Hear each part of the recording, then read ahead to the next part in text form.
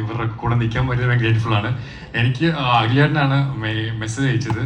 പിന്നെ കുറേ നാൾ കഴിയുമ്പോൾ ജിമ്മിൽ വർക്കൗട്ട് ചെയ്യുമ്പോഴത്തേക്കും എനിക്കൊരു കോൾ വന്നു, ഞാൻ ആ ലിസ്റ്റിലാണെന്ന് പറഞ്ഞ് കോൾ വന്നു.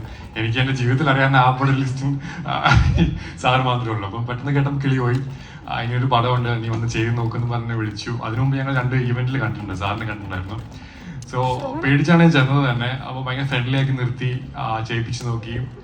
എന്താ പറയാ, ഒരു സിനിമ എല്ലാവർക്കും സ്വപ്നമാണ്, കുറെ പേരുടെ സ്വപ്നമാണ്. അത് ചെയ്യാന്നുള്ളത്, നല്ല പ്രൊഡക്ഷൻ്റെ കീഴിൽ ചെയ്യാന്ന് പറഞ്ഞാൽ ഭയങ്കര ലക്ക് ഫാക്ടറും കൂടിയാണ്. സോ അതിൽ ഭയങ്കര ഗ്രേറ്റ്ഫുൾ ആണ്. Thank you so much. എന്റെ കാസ്റ്റ് ചെയ്തതിന് താങ്ക് യു സോ മച്ച്. ഈ അഖിലേട്ടന് നമ്പർ കൊടുത്തതും വിളിക്കാൻ പറഞ്ഞത് ഞാനാ. കാരണം ഒരു ബിൽഡപ്പ് കൊടുക്കാനായിട്ട് ആദ്യമേ വേണ്ടേ ഒരാള്. അപ്പൊ അതുകൊണ്ടിട്ട് അങ്ങനെയാണ് അഖിലിന് നമ്പർ കൊടുത്തത്. അങ്ങനെയാണ്. കാരണം ഞാൻ 2 ഫംഗ്ഷനിൽ കണ്ടിട്ടുണ്ട്.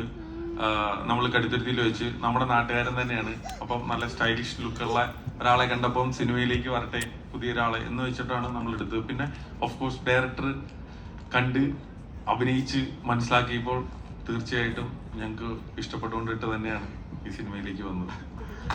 അതിന് ഭയങ്കര thank you so much. Usually runway മോഡൽസിനൊന്നും അങ്ങനെ കാസ്റ്റ് ചെയ്യാറില്ല. കാരണം അതിനൊരു വർക്ക്ഷോപ്പ് ഒക്കെ ഉണ്ടായിരുന്നു. കാരണം കുറേ വർഷമായിട്ട് ഞങ്ങൾ രാവിലെ നടന്ന് നമ്മുടെ ബോഡി ഫ്ലെക്സിബിൾ അല്ല അങ്ങനെയൊക്കെ. സോ അതിനൊരു നല്ലൊരു ട്രെയിനിങ് ഉണ്ടായിരുന്നു, നല്ലൊരു വർക്ക്ഷോപ്പ് ഉണ്ടായിരുന്നു. ഈവൻ അതിൻ്റെ എല്ലാം കാസ്റ്റ് ആണെങ്കിലും അല്ലെങ്കിൽ ക്രൂ ആണെങ്കിലും ഇപ്പം ക്യാമറമാൻ ആണെങ്കിലും ഈവൻ എല്ലാവരും ആ കൂടെ നിന്നിട്ടൊരു സപ്പോർട്ട് ഉണ്ടായിരുന്നു.